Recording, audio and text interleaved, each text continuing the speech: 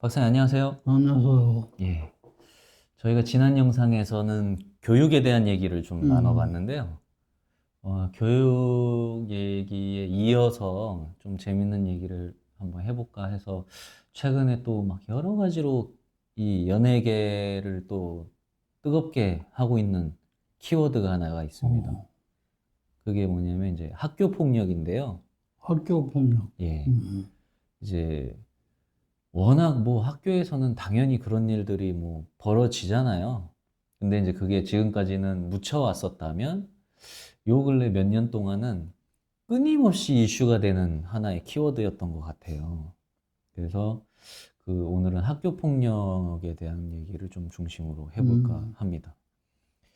그래서 이 학교 폭력이 결국에 이슈가 되는 이유는 특히 연예인들이라고 하는 사람들은 직업 특성상 미디어에 노출이 되다 보니까 그 보는 이로 하여금 어떤 트라우마를 유발시킬 수도 있잖아요. 얼굴만 봐도 그렇고 목소리만 들어도 그럴 수가 있고 그런 것들을 이제 당시에 학교를 다니면서 피해를 당했다고 하는 사람들이 고소를 해서 고발을 하고 결국에는 그 연예인이 이제 연예계에서 활동을 하지 못하게끔 만드는 이러한 일들이 지금 많이 벌어지고 음. 있거든요. 그래서 박사님이 생각하시는 학교 폭력이란 어떤 건지 한번 들어보고 싶습니다. 학교 폭력뿐 아니라 네. 집단에서는 다 폭력이 있어요. 모든 집단에서. 음. 네. 그 제일 적은 집단의 폭력은 네. 가정 폭력이에요. 가정 폭력. 부부간에. 네네네. 그러니까 폭력을 이해하자면 우선 이 폭력이 왜 일어나는가? 본능이. 본능이요? 음. 네.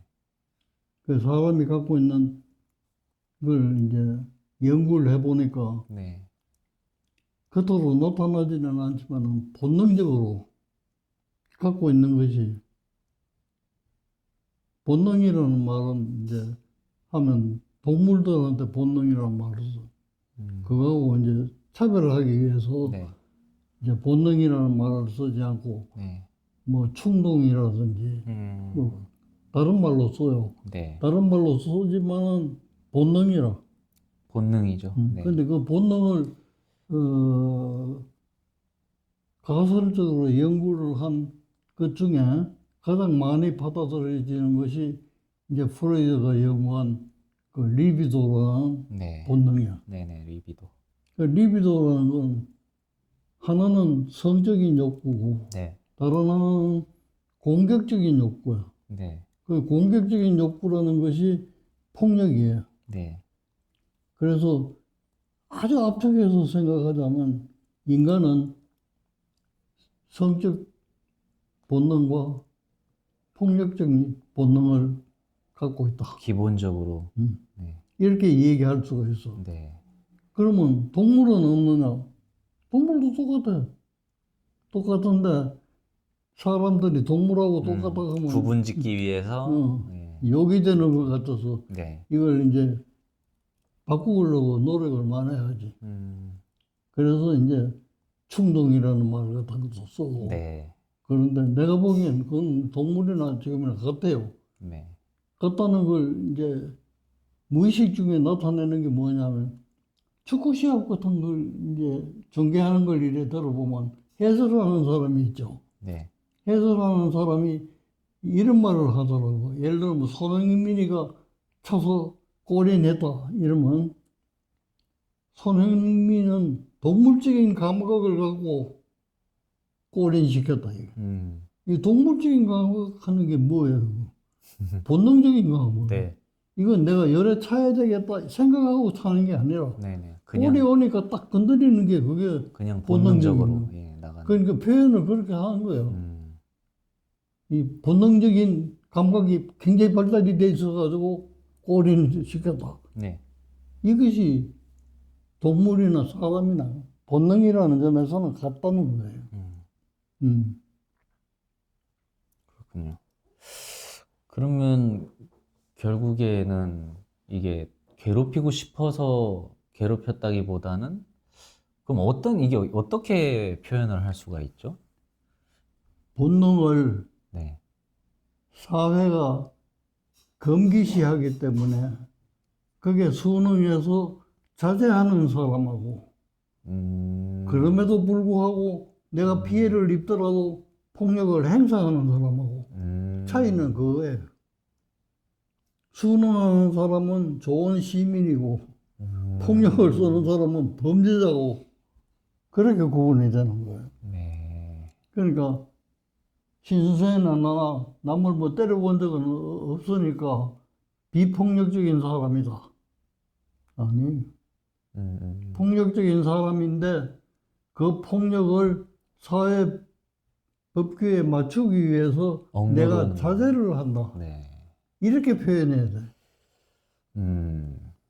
그렇다면 이제 거기서 출발해서 폭력을 어떻게 우리가 다스려야 될 것인가.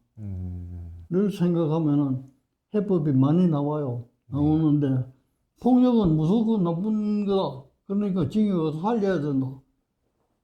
형무소설 앉아서 폭력이 또 나오는데 그러니까 우리가 기본적으로 왜 일어나는가 하는 것부터 알고 그 줄기를 타고 들어가면서 재활을 시킬 게 어떤 것인가를 찾아야 되는데 네. 우리는 겉으로 나타나는 때렸느냐 안 때렸느냐 때렸으면 범죄자고 안 때렸으면 선한 사람이고 이렇게 단정을 해버리니까 네. 근본을 찾아 들어가기 어려워요. 박사님 말씀을 듣다 보니까 그래서 더더욱이나 교육이나 종교 같은 어떤 지도자가 굉장히 중요한 것 같아요. 그럼요. 중요하고 그래서 그 사람들의 예. 행동에 따라서 네. 우리가 보는 게 그게 국회의원도 뭐 단상에서 주먹질하고 말이지. 어떤 사람은 뭐 당수하듯이 날아가서 발로 차게 하고 우리 같은 사람은 해도 괜찮아. 네. 이렇게 된다. 이게. 네, 네. 사람이라는 것은 모방을 통해서 발전하는 거예요. 모방을 통해서. 네. 그러니까 우리 속담에 윗물이 맑아야 아랫물이 맑다 하는 말이 그건 뭐 어떤 학설보다는 더 좋은 말이에요. 네. 사람이 인격이 발달한다고 하는 것은 모방을 통해서 발달하는 거예요. 네. 모방. 그걸 이해하면 해법은 있을 건데 그까지는 아무도 생각을 안 해요. 그건 그냥 학문적으로 연구하는 거지. 그걸 잘 응용하면은 얼마든지 고칠 수 있을 것 같아요. 네. 그럼 지금 문제가 되는 건 학교 폭력, 직장 폭력, 네. 군대 폭력, 경찰서 내에서도 폭력. 뭐 하여튼 집단만 모이면 폭력.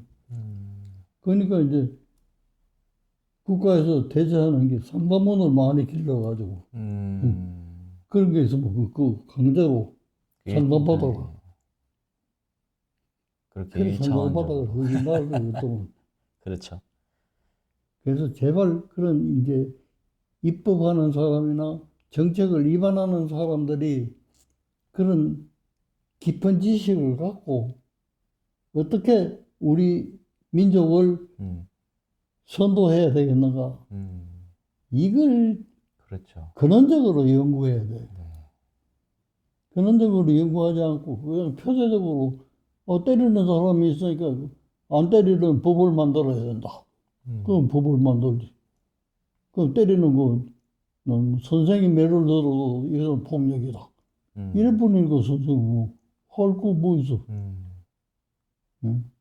그래서 너무 단세포적으로 생각해. 네. 내가 늘 얘기하지만 복합적으로 생각을 해야 되는 건데 네. 단세포적으로. 네. 그래서 사실은 그 종교 같은 것도 좀 중요한 것 같아요. 종교를 통해서 어떤 사회적인 현상이나 이런 것들을 통해서 자신의 마음을 다스리는 법이라든지 이런 식으로 중요하죠. 내 안에 어떤 폭력성이나 스트레스들을 해소시킬 수 있는 이런 것도 할 수 있다고 친다면 사실 이제 학교 폭력 같은 경우에는 아직 학생들이잖아요. 그래서 그만큼의 좀 지혜라든지 이런 것들이 물론 성인에 비해서 좀 비교적으로 떨어지고 할 테니까 그럴수록 좀 선생님의 역할이 굉장히 중요한 것 같아요. 근데 대체로 옛날에 이제 학교 폭력이나 이런 것들을 얘기를 들어보면 선생님들이 이렇게 좀 외면을 하거나 또는 이렇게 방치를 하는 그런 경우들도 좀 많았던 것 같거든요. 그건 이제 학생들 사이의 폭력이고, 네. 내가 공부할 때는 선생님 폭력이 더 많아서, 나는 내가 잘못 내가 맞아 본 적은 없는데, 네. 맞기는 너무 많이 맞았어. 음, 왜 그러냐면, 내가 키가 커서 제일 앞에서, 네. 그러면 선생님이 화가 나면, 제일 앞에 선 애부터 나오라 해가지고 때리라고, 한 4명 때리면 지치잖아. 그럼 한 6번부터는 안 맞아. 음, 나는 1번이니까, 이 1번은 맨날 맞아. 그래서 선생님들은 왜 그렇게 폭력을 많이 썼는지 모르겠네. 음, 그렇게 맞고도 별 불만이 없다 하는 건 말이 아니지만, 많이 성복을 해서, 왜 성복을 했냐면, 선생님이 진실로 애정을 갖고 때리는 사람이 있었어. 음, 내가 배운 수학 선생님인데, 내가 참 좋아해. 근데 내가 수학을 엄청 못해. 그땐 공부하는 방법을 몰라가지고, 뭐 그냥 외워버려가지고, 그래도 뭐 수학이라는 거 응용 문제 나오면 못 쓰는. 그러니까 그 선생님한테 너무 미안한 거야. 나는 좋아하는데 그 선생님 그걸 잘 못하니까. 네. 근데 지금 6.25 사변이 났어. 음, 그러니까 학생들은 흩어지고 뭐 군대 가고 이 아수라장이지. 대구가 그때 20만 명이야. 그 인구가. 네. 근데 낙동강 전선하면서 우리가 막 최고로 밀려설 때야. 네. 대구 인구가 60만 명. 네. 근데 내가 대학교 졸업할 때 대구 인구가 70만 명. 음, 근데 그 정도로 막 인구가 늘어나니까 선생님들도 뭐 내일이 어떻게 될지 모르고 학생들도 그렇고 전국에서 피난민들이 다 와가지고 네. 주먹 서는 게 가깝다고 뭐 주먹 서는 애들 다 모여가지고 골목 지키고 지나가는 사람 때리고 음, 그게 그냥 흔했어요. 네. 어. 이제 그런 것을 경험하면서 그래서는 안 되겠다 하는 걸로 발전한 거지. 음, 그때는 폭력이 참 많았어. 네. 그래서 방금 말씀해 주신 대로 선생님들의 좀 그런 무분별한 폭력도 많이 있었잖아요. 그럼, 그래서 이제 그런 것들을 바탕으로 이제 체벌을 하면 안 된다. 음, 이렇게 해서 아예 이제 그거를 막아버렸잖아요. 그럼, 그러다 보니까 또 반대로 또 역효과도 좀 생기는 것 그렇죠. 같고, 예. 그러니까 우리가 그 정신과 교과서에 보면 교육은 치료다. 응? 넓게 생각하면. 그러니까 어떻게 치료를 해야 되느냐. 네. 영어로 warm and 네. firm. 네. 번역하자면 warm, 따뜻하게 대하고 firm, 뭐랄까, 경직되게. 그러니까 이건 다른 말로 바꾸자면 칭찬과 처벌을 공정하게 해야 된다는 거예요. 네. 그러니까 학교 폭력이 자꾸 늘으니까 학생들을 보호하기 위해서 그런 법을 만들어 버리니까 반대되는 쪽은 내만 들면 폭력자가 되는 거야. 음, 이걸 만드는 것과 동시에 선생님들에 대한 권리 장정도 만들어 주면 이게 균형이 잡히잖아요. 네. 선생님이 애정을 가지고 때릴 수 있는 거거든. 네. 그러니까 애정을 갖고 훈육할 수 있는 방법을 폭력이라고 막아버리니까 네. 이런 현상이 일어나는 거야. 그러니까 뭐든지 하나의 입법을 하자면 입법에서 갑질하는 사람과 갑질 당하는 사람 차이가 생기죠. 그러니까 두 쪽 다 타당한 권리는 가져야 돼. 네. 하지 말아야 되는 것도 있고. 근데 한쪽만 이제 우리가 자꾸 한단 말이야. 네. 어. 그래서 참 그런 것들이 참 이러지도 못하고 저러지도 못하고 참 애매한 것 같습니다. 애매하지 않아요. 원칙은 네. 그 두 쪽을 다 공정하게 네. 법을 만들고 집행하는 거예요.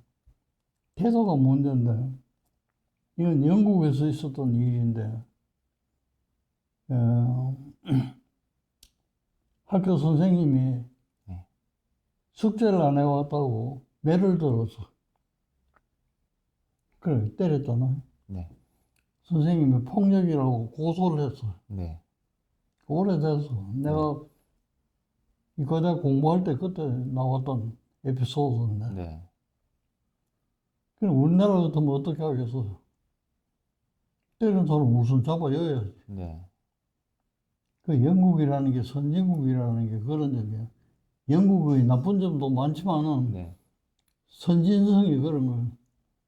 고소가 들어오니까 법은 법대로 이렇게 찾아 들어가지만은 청문회를 열었어. 국회에다가. 그래서 왜 때렸는지를 물어봤겠군요. 청문회를 열어가지고 네. 교육 전문가, 학부형 전문가, 학생 대표 뭐 그와 연관되는 전문가들을 다 불렀어요. 네. 듣는 거야. 우리 청문회는 뭐 질문하는 사람이 뭐라고 대답하는 사람은 대답하려면 시끄럽다 그러고 그런데 그게 정말로 청문회야. 데려다 놓고 지가 궁금한 걸 다 물어요. 네. 왜 때렸느냐, 뭐냐, 뭐. 그래가지고 1년 동안 그걸 청문을 해가지고 법을 만드는데 어떻게 만들었냐. 체벌은 필요하다. 음. 그러면서 무서운 얘기를 붙였어. 관로해가 단 교육적이라 해. 음. 그건 무서운 소리야. 네. 선생님 화가 나서 때릴 때도 언제 얼마든지 있거든. 그렇죠. 그 6.25 때는 선생님들이 화가 나서 때리는 사람이 많았어. 음. 나도 그 희생자지만. 근데 매는 때려도 좋다 이거야. 교육적이라 해야. 네. 근데 재판에서 유죄가 났어요. 음. 유죄의 이유가 때렸다는 폭력성. 그게 유죄가 아니에요. 그건 무죄. 네. 잘 때렸다 이게. 맞을만 하니까 이건 때린 거예요. 근데 왜 유죄냐?